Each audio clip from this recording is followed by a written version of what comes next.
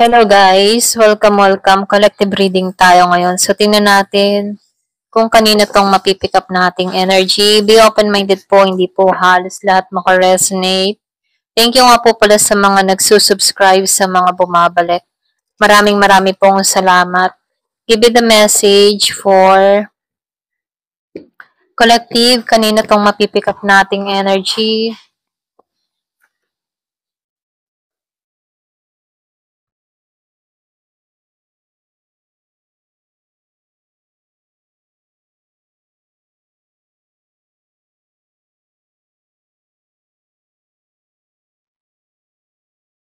Meron akong nakikita ditong Cancer, Aquarius, Libra, Taurus, meron ding Leo, merong Virgo, malakas yung Libra, and Capricorn.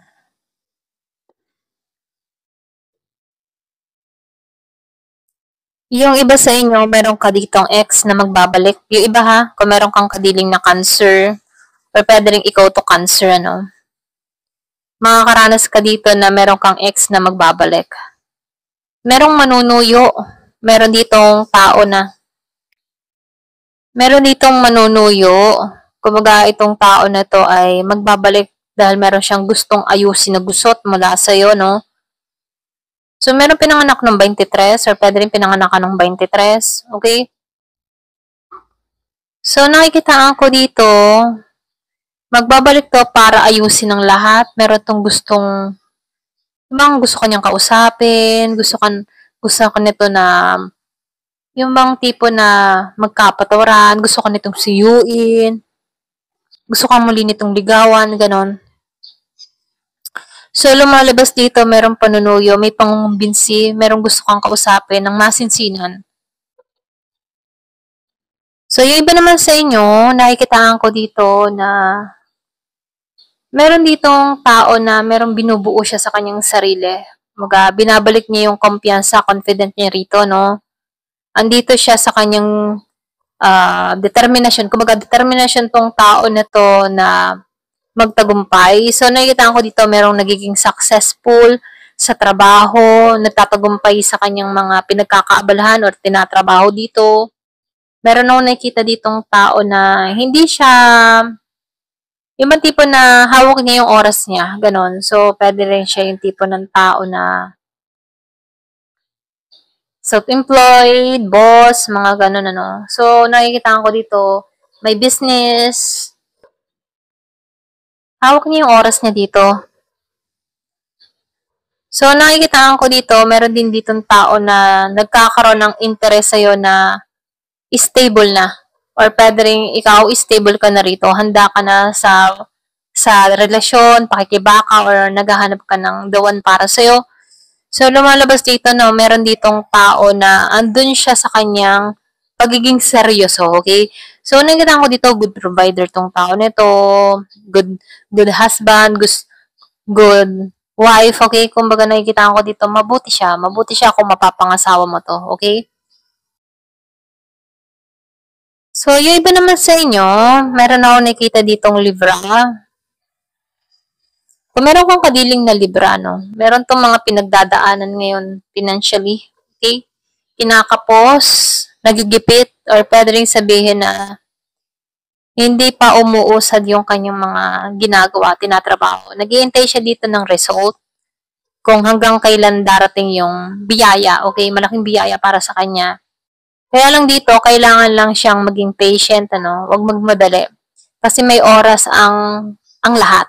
So dito, sinasabihan lang ng tao nito na huwag kang mabahala, huwag kang mag-alala, okay? Darating din at darating yung time mo, okay? Para sa inaasa mo.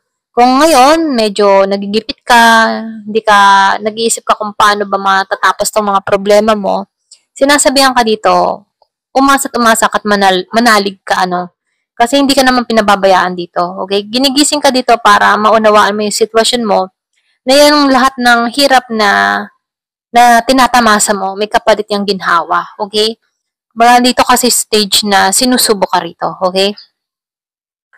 So, dito, no, nakikitaan ko rin dito,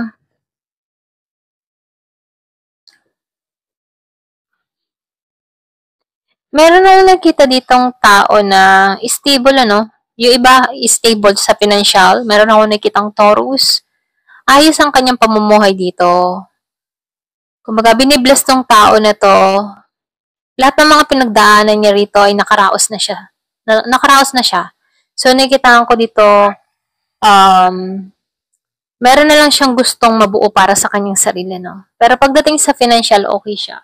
Pwedeng yung iba sa inyo, sa love, hindi pa masyadong okay, ano? Pero ganun pa man, nakikitaan ko dito yung paglago na nangyayari sa tao nito. Andun yung pagtatagumpay, andun yung biglaan, ano, biglaang tagumpay ng tao na to. So, nakikitaan ko dito kung ano man tong trabaho niya rito, no, umaan ito ng tagumpay sa panahon ngayon. Tuloy-tuloy na nagtatagumpay tong tao na to. Meron akong nakikitang Taurus. So, dito, no, nakikitaan ko dito, yung iba sa inyo, meron kang napagtagumpayan. So, yung iba sa inyo, marami kang tukso na kinaharap. Marami kang mga pagsubok na nalampasan. Meron ako nakikitang bagong simula na naghihintay sa'yo. Meron ako nakikitang Leo, kumbaga hindi naging madali ang pagsubok sa'yo, okay? Ang mga pinagdaanan mo sa buhay. Mahirap yung mga pinagdaanan mo rito na kung saan ngayon, meron ditong bagong tsansa para sa'yo na makita yung bagong simula. Kumbaga, andito ka sa point na kailangan mong yakapin yung bagong simula. Kasi meron nung nakita ditong parating. So, pinoprotektahan ka ni Archangel Michael, okay? So, dito, no, kaya mo nalalampasan yung mga pagsubok na kinakaharap mo kasi andito yung protection ni Angel Michael, okay? So, dito, binibigyan ka ng bagong simula, bagong yugto para sa ikauunlad mo, okay? So, dito, no, nakikitaan ko rin dito, yung iba sa inyo, kumbaga, marami kang mga kinaharap ditong pagsubok na kung saan hindi naging malinaw para sa'yo ang lahat. Doon ka nakaranas ng, yung parang inagi yung utak mo dahil sa mga pagsubok na to, okay? Maraming mga gumulo sa kaisipan mo na kung saan itong pagsubok na ito, hindi mo alam kung paano pa makakaraos dito. Yung iba sa inyo, meron kang pinagdadaanan sa panahon ngayon na hindi mo na alam kung paano ba ito mariresolbahan. Hindi mo na alam kung paano to tatakasan. So, sinasabihan ka dito, huwag kang magtiwala, huwag kang mawawala ng pag-asa, no? I mean, ano, huwag kang mawawala ng pag-asa dito. Kasi nakikitaan ko dito na makakaraos ka dito sa mga problemang kinakaharap mo kasi pumapasok tong bagong simula sa'yo, okay? Kung sa panahon ngayon, hindi ka pa-balance, okay? Kasi meron akong nakikitang hindi balanse. Yung iba sa inyo, pera ang nagiging dahilan kung bakit hindi ka nababalanse dito, okay? Ito yung problema mo, pera. Kumbaga, kulang at kulang ang kita. So, nafe-feel ko dito nahihirapan ka sa sitwasyon dahil mahal ang mga bilihin. So, lumalabas dito, no? Merong nasi-short sa budget. Hindi alam niya kung paano pagkakasyahin yung perang hawak-hawak niya. Nabibigitan siya sa mga problemang kinakaharap niya dito, no? So, lumalabas dito, huwag kang mawala ng pag-asa. Ito yung mungkahi, ano? Kailangan mo magpakatatag dito. Kasi, andito ka sa stage na sinusubo ka dito, pero malalampasan mo to, okay? Kung hahanapin mo lang yung balanse sa buhay mo, sa sarili mo, okay? Matatagpuan mo dito yung kaginhawahan. Okay? Kaginhawahan ng kalooban. So, dito, tinuturuan ka dito na i-balance mo yung emotion mo. Huwag mo masyadong dibdibin ng lahat. Kasi, kung yung mga tanong may walang agad-agad kasagutan, isang tabi mo muna ito at magtuon ka muna sa panibago. Okay? So, meron akong nakikita ditong dahang man, ano? Meron akong nakikitang paglaya sa sitwasyon. So, yung iba sa inyo, makakalis ka dito. Malalampasan mo tong mga pagsubok na kinakaharap mo. Matatanggalan mo to. Mahabang panahon ka nang nahihirapan sa sitwasyon, pero magkakaroon ka ng kaliwanagan para alisan mo to. Okay?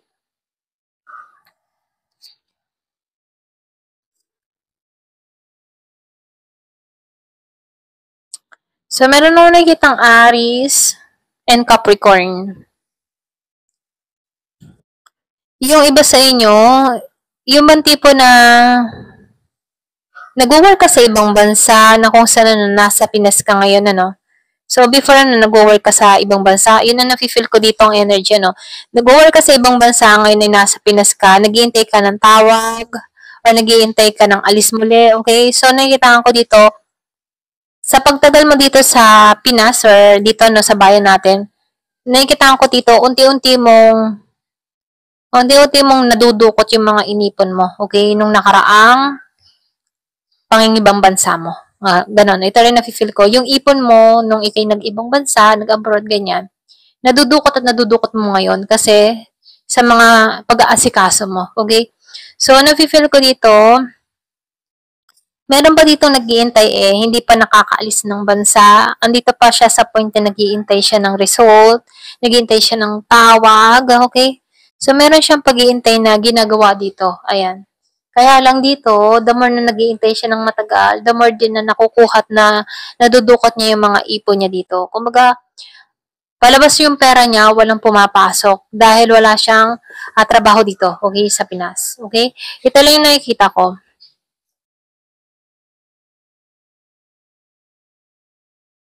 So, sinasabihan ka dito, no, mapagtatagumpayan mo to. Ito lang yung mensahe dito, no, maalisan mo to. Baga, binibigyan ka dito ng tapang, lakas ng loob, pangunawa na kaya mo tong malampasan. So, dito, tinutulungan ka din dito once na makaalis ka muli, ano. Kasi meron akong nakikitang hindi pa nakakaalis ng bansa. Once na nakaalis ka muli dito, kailangan mong pag-ipunan yung meron kang negosyo, okay? Para nang sa ganun, no, kahit makauwi ka ng Pilipinas, meron kang madudukot, meron kang pagkakaabalahan. So, binibigyan ka dito ng talino, kailangan mong maging matalino sa susunod, okay? So, meron akong nakita Virgo, Capricorn, and Aries. So, yung iba sa inyo, no, meron tukso, meron dito ang bisyo. Iba sa inyo, pwedeng meron kang mga kadiling or meron kang mga tao sa paligid mo na kung saan may bisyo. Pwedeng sabihin natin, ito yung nagiging stress mo, ito yung nagbibigay ng pasakit sa'yo, or ito yung mga gumugulo sa kaisipan mo, okay? So, meron ako nakikitang devil dito. Ayan. Kumbaga dito ka nababaon sa mga tao sa paligid mo. Yung iba sa inyo, ito yung isipin mo. Yung iba naman sa inyo, pwedeng materialistic or pwede rin sabihin na meron kang kaparehong ganon. Dito ka na nauubusan, okay? Kumbaga, hindi siya marunong magtipid dito. Ganon. Ayun, ito lang nakikita ko dito. So, tingnan natin yung message sa'yo.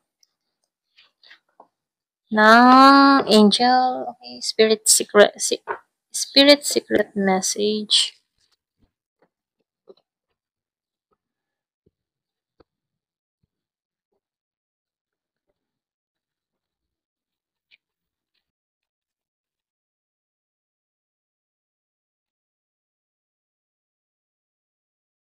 So, dito, no, yung iba sa inyo, kaya hindi mo makuha yung desire mo, kaya hindi mo makamit tong mga minimithi mo. Kulang ka sa manifest, okay? Kulang ka sa pagtitiwala sa mga gusto mong mangyari. Kumaga, halimbawa, humihiling ka dito, pero nag-aalinlangan ka na makukuha mo to. So, dun pa lamang, yung manifestation mo, napipigil kasi hindi buo yung loob mo sa desire mo, okay? So, nakikita ko dito, may pag-aalinlangan ka. Nawawalan ka ng faith sa mga ninanais mo dito.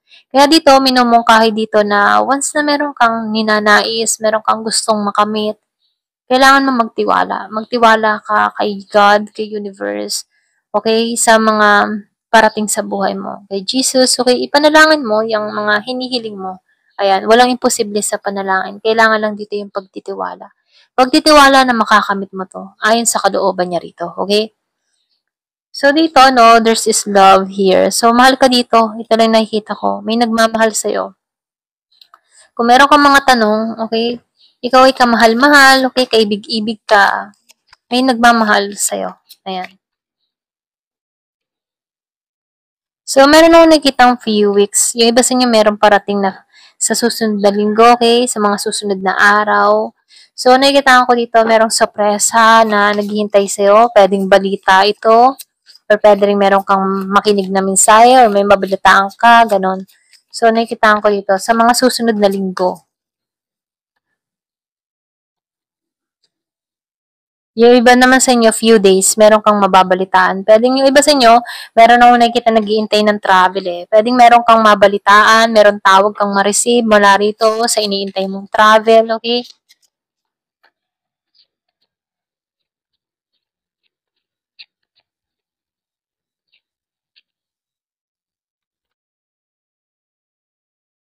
Abundance and prosperity lies ahead. So, nakikita ko dito yung kasaganaan na yung nag-iintay na sa'yo. Kaya huwag kang mawawalan ng pag-asa. May time na sinusubok tayo kasi merong malaking biyayang parating, okay? Kumaga, sinusubok ka kung handa ka na bang ma-receive tong malaking biyaya. Andito ka sa stage na sinusubok ka para matuto ka dahil meron siyang ipagkakaloob na malaking biyaya sa'yo. Kumbaga, ito yun na yung sign, okay? Kapag nakaranas ka sa iyong buhay na nahihirapan ka sa sitwasyon, ibig sabihin nun, merong malaking gantimpalang ipagkakaloob sa'yo sa hinaharap, okay? Give me the message.